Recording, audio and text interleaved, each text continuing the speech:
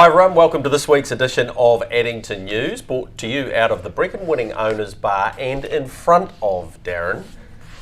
Copy that IRT New Zealand Cup win, the second in that race, and of course he took out the race by Grins last week, part of the slot holders, if you like. Richard Cole, huge supporter of Addington Raceway, amongst other people that were involved, Trevor Casey, and congratulations to the slot holders because it's an enormous deal. It's $1 million race, and you were up there. The atmosphere was great. It was good fun. Yeah, look, it was good fun. Great job by everyone involved. You know, as we said, we wished everyone luck the week before. Terrific drive by Blair. I know he had the draw and everything else, but he had them well covered, and he certainly knew what he was doing. Meant a bit to him, Greg. He did. Yeah. He shows emotion on rare occasions, but he had quite the grin. Yeah. Appropriately. Quite the grin past the line, and bloody good on him. You know, it was a good drive, and when I listened to Mick on Trot's Talk on Sunday, and he went through all of the things that had gone wrong with the horse and the things that had gone wrong with Ray in the last bit of time. Yeah, it's a hell of a list. Absolutely, and Ray, he even slept with the horse the night before, which is quite the story as well, because he wanted nothing to go wrong, and I think most people expected him to win, but it's a horse race at the end of the day. Old Town Road was great, as he was here during the Cup meeting. Self-Assured did what Self-Assured always did. No matter what was going to make a few have egg on their face when she dashed into third position, and unfortunately that wee hitch in her gate came to the fore again. But overall I thought a great occasion. Awesome to see Chris Alford back in New Zealand too, and driving Aldebaran Zeus, of course, not far from here, one of his greatest moments in the game in '95 when he won the Inter-Dominion final with Golden Rain. Yep, so look, a great night all round. We're going to see a bit more of those horses as they move to the Auckland Carnival now for the Taylor Mile and the Messenger and the Auckland Cup and things. So, exciting times for the best horses in the country. Tell you what, we had some good racing here last Thursday as well, and Paramount Empress returned to the racetrack and was a massive shortener on the book and the tote, $2.30 into $1.30. She takes her place this week in the Age Classic. Looking forward to seeing that with Stallions Australasian. We'll talk more about that shortly. But some of the racing here last Thursday night was pretty good too. Yeah, there's a lot of talented horses. There's one that's really popped up on the Stride Master and Ultimate Racebook results, which I think we're going to preview later on. Sweet Belle, Jared O'Reilly, she only runs 6. She was chasing them at about the quarter. She was a fair way back, but she's home in 1:53, half in 54, quarter in 27. She'll be winning at short notice. Yeah, and she's Group 1 placed, of course, in the Oaks, so she's a very, very good horse. We race this Thursday, and we will do a full preview for that, and probably those horses, Paramount Empress and of course Sweet Belle, will be amongst those selections. So if you don't want to watch the full preview, albeit an 8-race program this week, then have an investment there. But we race next Friday, and it's an Addington Raceway meeting with a difference. Yeah, so it's a day meeting for a start. We've just got time confirmed. It looks like it's about a 2 o'clock start. Was down for about a 12. We've just been trying to push it back slightly, so it'll be a twilight occasion, about 2:08 I think, but keep an eye on the guides for that. And then we've got a couple of features starting to come up, Greg, after that. We've got the 5th and the 12th of May, which the 12th of May is a premiere, but the 5th's a really good meeting as well. That's the Uncut Gems night, plus the Garrard Size Stakes Heat night. Yep. And then the 12th includes the Garrard Size Stakes final. It includes the Hydroflow Country Cups final, the Heather Williams Memorial for the fillies and mares, which on the 28th is the About Now race. There's a couple of really good races for those trotters coming up.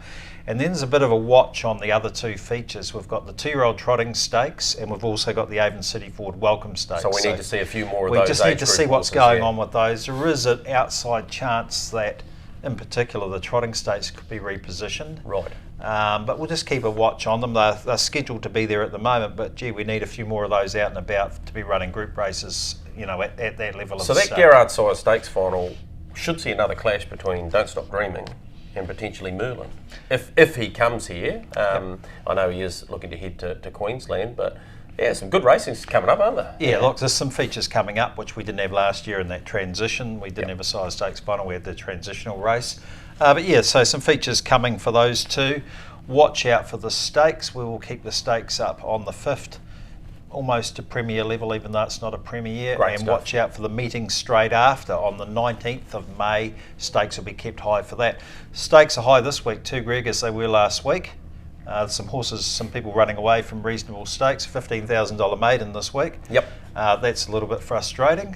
We've got a fillies and mares trot, I think, with 7 horses in it. One of them's a maiden who wanted to be in there, and bloody good on him for wanting to be in a nice stake race. But keep an eye out for those stakes. If you're chasing money, it's where it is. All right, Mother's Day brunch, that's on sale now? Yeah, it's on sale now. So addington.co.nz, the menu's there. You can click and buy your tickets there, and that'll start to fill up. And look, it's a great venue to come to. Don't have to think about parking for a start, and most of the places are booked out, even this far out. So, have a good think about that. I know the team are going to put on a great experience for you and your mum, potentially, and others.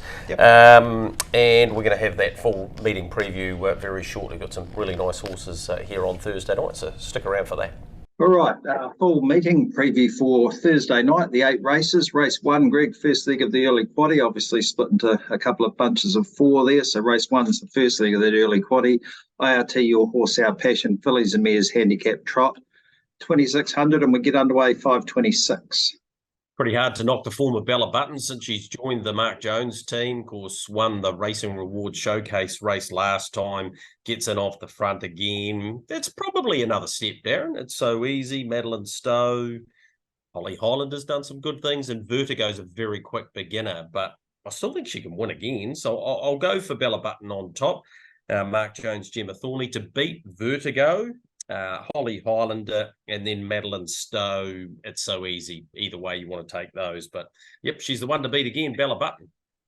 Congratulations to Mark Jones, one of the best placement you'd see, Greg, with a horse with, what have we got, 4 wins in the last 5, and she's still only a 48. Great work. Race number 2 is Air Park Canterbury Mobile Pace 1980 at 5:57. And McKendrick had that awkward draw fresh up, and thought it was pretty good late in the piece in the Franco Sinatra race. That went good again on Sunday, so probably a lot to like about that. Comes up with a better barrier draw. Has Medina Magic to its inside, so what happens early may well dictate who wins this race, but I think it'll be out of that pair. She continues to race, rather he does, Medina Magic continues to race really well. Sporty Miss, excellent first up. Trained by Kim Barron, has Blair Orange, and Eastwood Dream just keeps on going good races. There will be a win there eventually. Wouldn't have thought it was at start 21 would still be talking about this horse in maiden grade, but I reckon he'll get his chance, whether it's this week or not. It won't be easy from the unruly. 2, 1, 11 and 13. Race number 3, Woodlands Breeding a Better Future, fillies and mares Mobile Pace 1980, 6:27, Greg, and the flashing light on the Ultimate Racebook feed for Sweet Belle. Yeah, and we mentioned her before. Look, if she decides to go forward here, and Coachella will probably be looking for something similar as well, I reckon she's absolutely the one to beat. If you look at that video from last week, she was last at about the 350, absolutely charged right up and behind them. She's Group 1 place as a 3-year-old. She's got a bit of quality about her. She's a winner of 6 races, and I reckon this will be 7 for her. So I'll go for her on top of Dance Till Dawn, who raced against all the best of her sex through her 3-year-old stages, and she was heavily backed to win at the Mott, and things just didn't quite work out for her there. Comes up with Barrier 1, good chance. Raka Sharp had its first race in New Zealand off the back of a pretty handy sort of campaign in Australia. It was always also rather a bit of a flashing light moment. So nice barrier draw. The Dalgetties combined there. And Coachella was good last week. Found the front. Sam Thorley rated it well. Ardent's Delight got close, but was simply too good. Gets the start in a similar type of grade. 7, 1, 2 and 4. Race number 4, last leg of that early quaddie, the Continental Event Hire Mobile Pace 1980, 6:57. Okay, Boomer, things just haven't gone right for him in his first 2 starts back this campaign. He had the outside of the front row to contend with first up and made up an enormous amount of ground, and on the Ultimate Racebook he was excellent. And then last time, that was in the Don't Stop Dreaming heat of the size, so had to sit parked and had a pretty tough run. He's a good horse, this guy. This will be his race, I think. So he might be pretty short, but he should be winning. Franco Cornell has been a little bit in and out, but he comes off the unruly, comes up with Barrier 1. Hopefully he can use it to his advantage. I do expect OK Boomer to go forward, so maybe his trail 3 the fence gives him a good chance. Helium 1, he's by Sky Major, who Trevor Casey has heavily patronised, and he won his second start, and he won at the trials last week too, and he won quite nicely. He was getting a little bit, he was shortening up a bit at the end of the trial. It was still a good enough effort, so you have to consider him. And Steph's boy's been excellent in his most recent starts. Has to contend with the second row this week, but he's won 60,000, this guy, and he's actually done a really good job. So 4, 1, 7 and 12. Race number 5, first leg of the second quaddie, Stallions Australasia size stakes aged classic, a handicap race, 2,600, 727. Greg, it's drawn a really talented field. To Tangata was the ultimate race book. Flashing light one for last week, held up late in the piece, but it won't be easy in what is a really talented field of trotters. Yeah, good race. It really is. Paramount Empress. Spoke to Natalie Rasmussen pre that race last week. She said, come up very good. Thinks she's an open class mare. She raced like one last week. Plug's still in. No reason to think that she won't improve off that. She's only had the 2 stands and won both of them. Yeah, there's a few ticks there. It won't be just a line-up and win job, although she may start at those sort of odds. Harold Smith was great in behind Mystic Max. That's going to be a terrific form line, I think. That was first up and had trialled nicely prior to that. Massive improvement you would expect from that first up run, so I give it a good chance. Time Up the Hill and Majestic Lavros are clearly the 2 class horses in the race. And look, one of them's going to move in front of the other one, and that's probably ultimately going to give the other one the best chance. So I didn't really know how to split them. And Two Tangata's also in the mix because he pushed them over the line last week and has Blair Orange this week. So I went 5, 4, 10, 1 and 9. I could easily have Majestic Lavros in there because I do have a lot of respect for the Jones, that is Derek and Adele train runner. 5, 4, 10 and 1. Race number 6 is the Fat Eddie's Mobile Pace, one of the Oxford Group hotels, so pleased to have those on board. 1,980, 757, Greg. It's only a small field of 7, but we want to keep running these races to keep these horses in the country. It's $19,000. It's the same sort of stake they go around for every week in Australia, and as long as we can keep getting the horses here, we'll keep doing it as well. Yeah, totally, mate. This is what this is all about. These the Falcons and Terrys and Heisenbergs. This is the horses we need to be racing throughout the year. And if they get the confidence and they turn up in November, gives their owners a huge thrill around the Cup or even to a lesser extent the Junior Free for all of those types of races. So this is what's keeping them here, and hopefully we can keep doing that. The Falcon will get his chance this week. He came out and left that gap for Anything Goes to dash through in the Coca-Cola Superstars, and I still thought he was pretty brave, but I reckon he might try and lead all the way here. Happy Place will get off first, but I reckon Jared will be pretty positive, and that'll make him the hardest to beat. He's a sport's been great in 2 runs back in. Expect him to go pretty close in this. Terry's just keeps going good races, go another good one here, and Happy Place will be in the right spot. I know I've left out Heisenberg, but I'm just not too sure where he's going to be in the run. He could easily blouse them late and win like he did about 4 or 5 starts ago, Darren. But I'll go 4, 7, 5 and 1.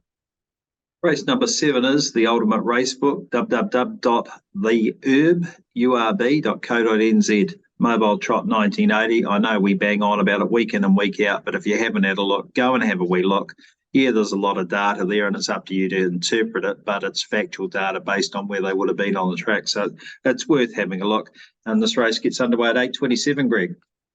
Yeah, I don't know if I in the last couple of years I've ever thought when Miss Alyssa wins a race that she'll win them back-to-back, but she absolutely could win this back-to-back. She was way too good for them here last time. That was on Easter Saturday. She's won now 10 races. It's just a beautiful race for her again, Darren. So I'll go for her on top. Katie Hawke was really good in the Paramount Empress race last week.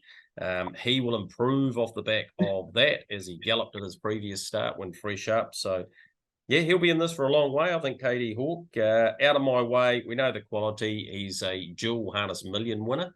Or sales series winner, if you like. So I know he has the ability to win a race like this, and Paul's such a great trainer, Blair Orange to do the driving. And Spider Moment was an improved effort last time. Loves a mobile, so you've always got to respect it. 7, 2, 6 and 3 in the 7th.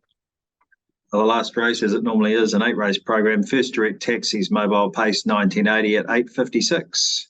Yeah, the Duns have got a smarty on their hands, haven't they? Triple G, first 2 wins, excellent. Second behind Don't Stop Dreaming in the size, a very good run. 2 to second row, I think it'll be a draw that'll suit him. And yeah, I reckon he'll win the last. To beat, here's Herbie. who I do have an extreme amount of respect for. He was excellent first up, wouldn't need to improve much off that. Be interesting to see the way Colin approaches this race. If he goes forward and gets in front of Triple G, then maybe he can win it. 9 Dancing Desire did that last time, got the business done, and was too good for Classy Link. A lot of respect around it, although the draw doesn't make it easy. And No Terror is fresh up since February, but is a talented son of Terror to Love with Graham Court, and yeah, I've got a bit of respect around him. 11, 8, 9, and 7. Good program, Darren. It's a really good race meeting to lead in to a couple of features we've got coming up. So, yeah, important form lines to come out of this, and I'm sure over the Addington News previews in the next few weeks, there'll be plenty of winners to come from Thursday night's meeting. Yeah, look, good crowd and spectators last week. A dual code meeting, of course, with the Greyhounds. There's always a few of those guys around as well, plus owners and things. So, yeah, spectators probably the place to be.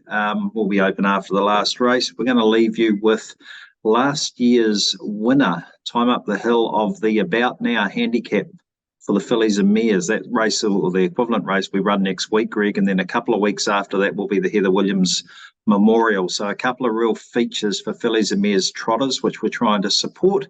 But we're going to leave you. She actually races at this meeting, of course, Time Up the Hill, and she's a very talented mare, but she was too good on this occasion. So we'll leave you with that on the way out. Have a good night Thursday night. 29.6 the third quarter. Time Up the Hill loomed up to the bloss. Gold Chain coming off the back of Time Up the Hill, who's lifting here. She's going well. Time Up the Hill at the 100 metres, holding off Gold Chain. Then came Bright Glow, but it's Time Up the Hill. She's trotting like a stag at the moment. Time Up the Hill won at 2.5. Gold Chain second. Bright Glow and Salvo in a photo for third. Then came Cares, who found the line well from the bloss, and I Dream of Jeannie. Light of the Moon and My Moments Now did it all wrong early, and will be the last of them across. Time Up the Hill number 7.